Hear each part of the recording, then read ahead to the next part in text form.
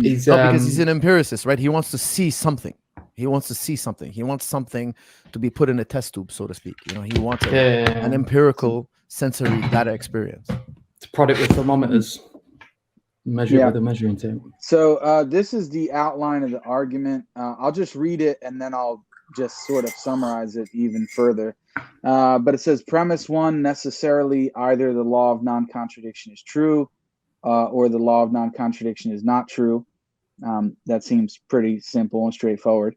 I said premise two, premise one is necessarily true, i.e. it is true and could not have failed to be true. That just means that it's a necessary truth, right? It's not something that was true at one time but not true at another time, or can fail to be true at some other time. It's always true and must be true. Premise three says true propositions exist. And as I said in the debate, this is maybe somewhat of a controversial premise.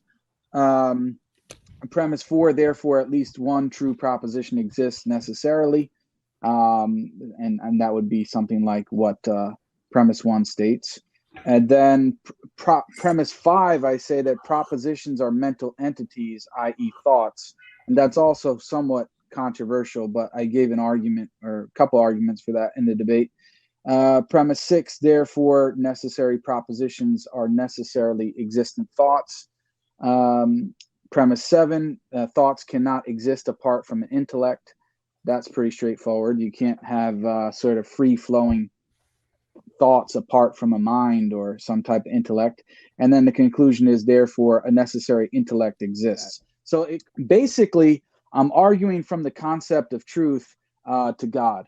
That if you think that something like truth exists, which most people think that truth exists, then I'm arguing that at least one, and I would argue more, but at least one necessary truth must exist. Something like the law of non-contradiction, or 2 + 2 = 4, or 1 + 1 = 2. These kind of things, they're typically understood as necessary truths. Now, if you believe that necessary truths exist, I argue that they're best understood as mental entities, because they have certain qualities about them that require, or that typically go in line with things like thoughts or aspects of a mind. And one of them is what's called intentionality, which is the aboutness of something. So, for example, I can think about this live stream. I can think about drinking coffee in the morning. So my thoughts can be about certain things, and truth is that which corresponds to reality. That's typically how it's defined.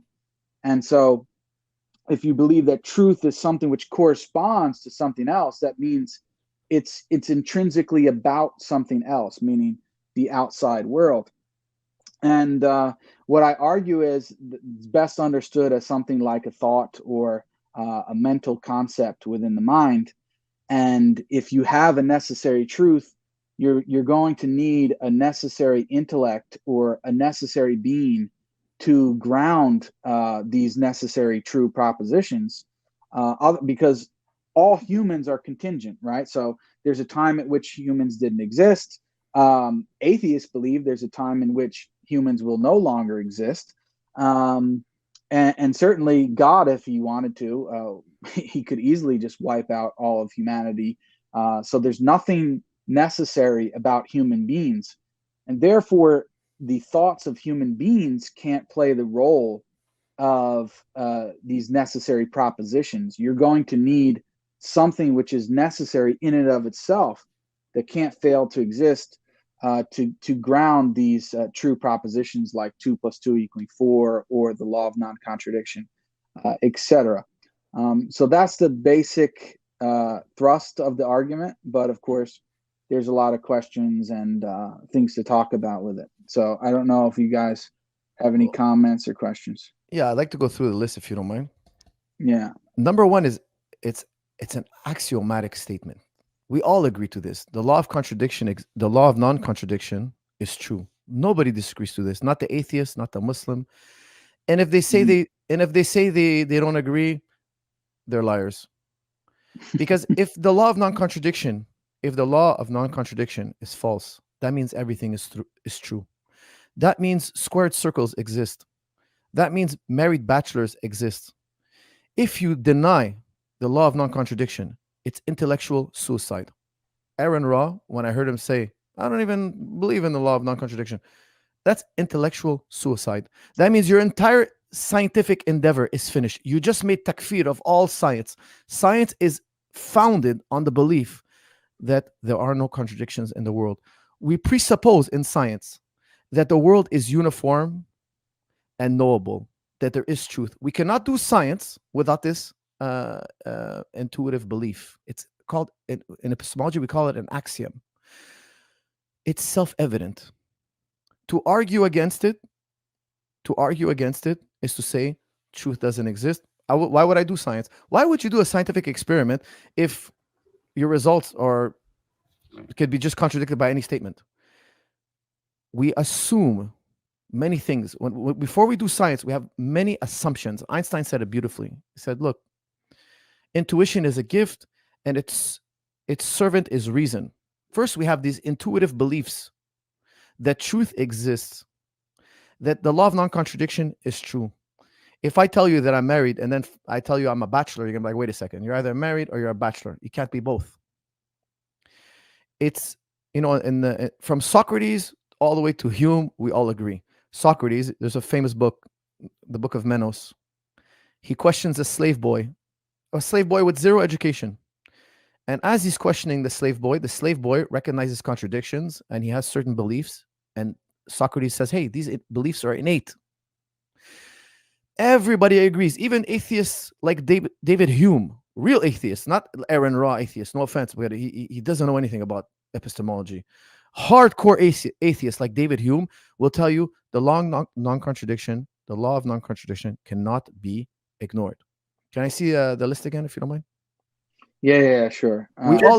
Just as a quick point as well, so really quickly on before we move on to the next one, because Jake, you're not even saying that law of non-contradiction is a necessary truth in that first premise.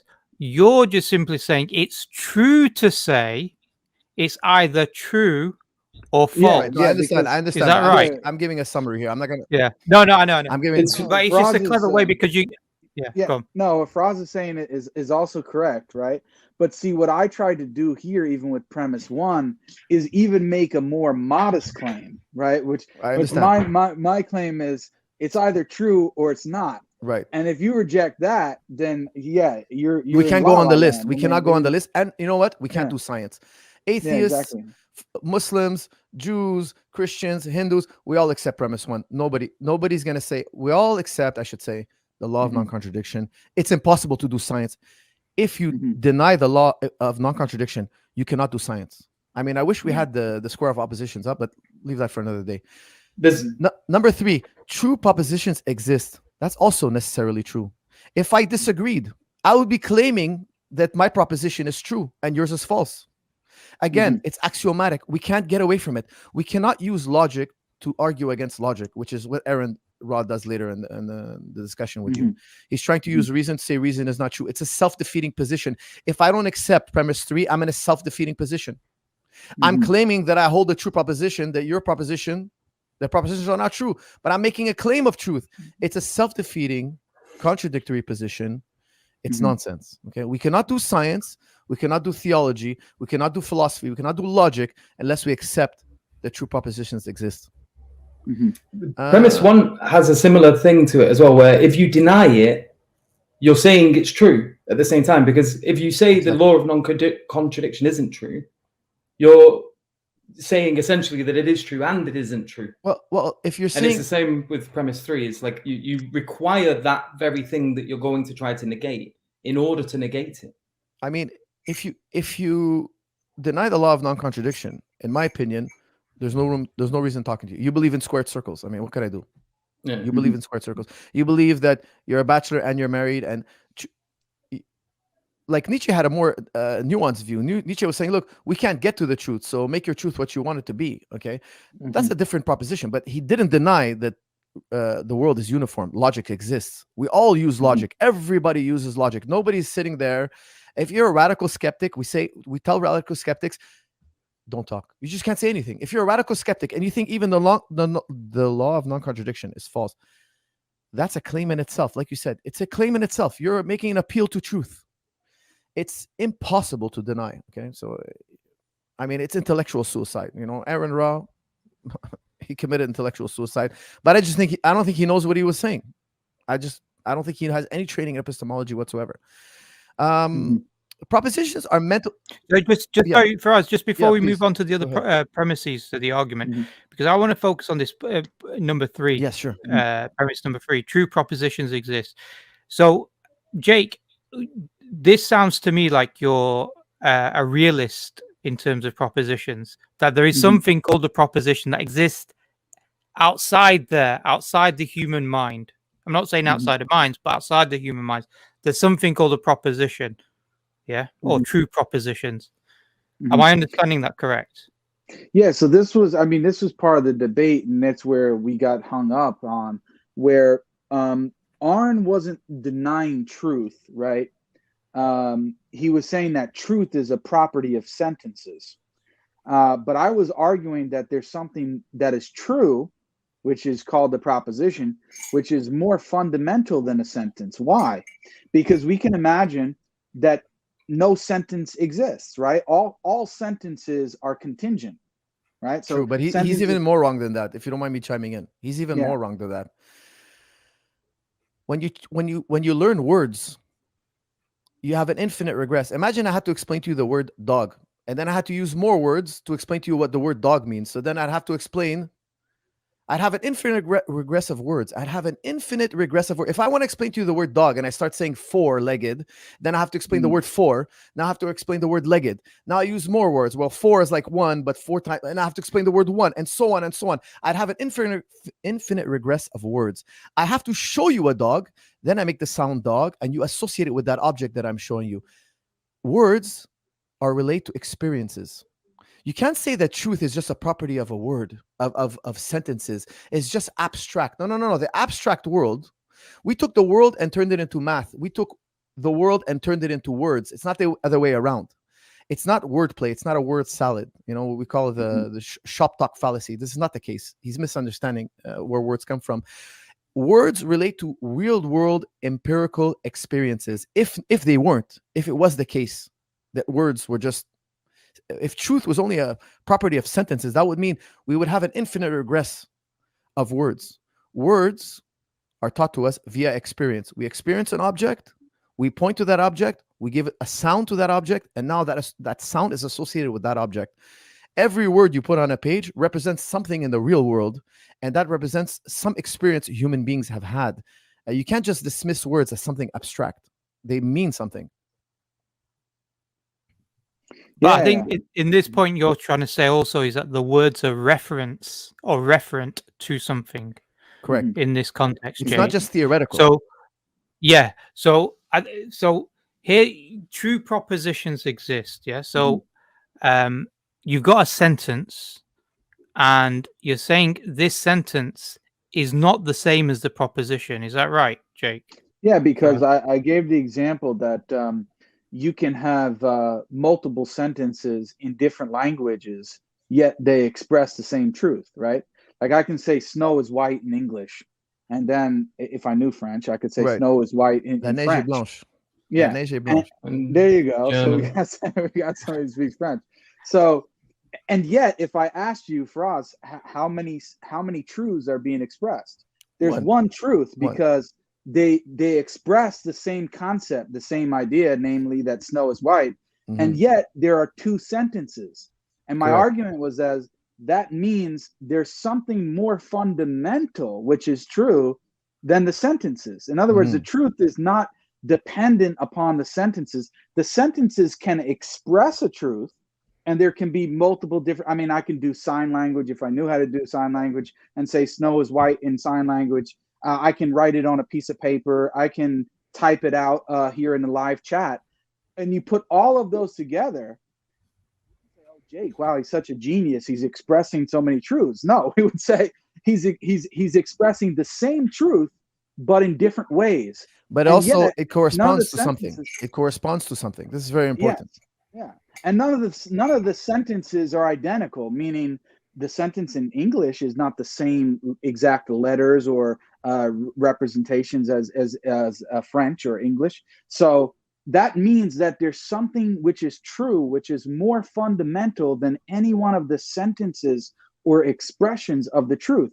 And that was my argument to Aron Ra, and it just went way over his head. He could not understand it. Just on this question though, so is this like the law of identity when you say two sentences, they're not identical? Yeah. So yeah. they're So not. I mean, Yeah. Go on, yeah. Jake. The sentences or expressions of the truth, Snow is white in English and Snow is white in French, they're not identical, and yet there's one truth. So that means what is true cannot be identified with the sentence. The different sentences just express the truth, but the truth is singular and the sentences are many. The right? entailments of his position, as we take it, would be if truth is the statements and there are no statements, then there are no truths. Right. Is that am I understanding that The correct? truth is Jake? not, he's making it contingent on your statement. It's not Yes. contingent on your statement. Yeah. The case is there's a standalone reality. There's a standalone reality. You know, this is in the Quran. This is in the Quran.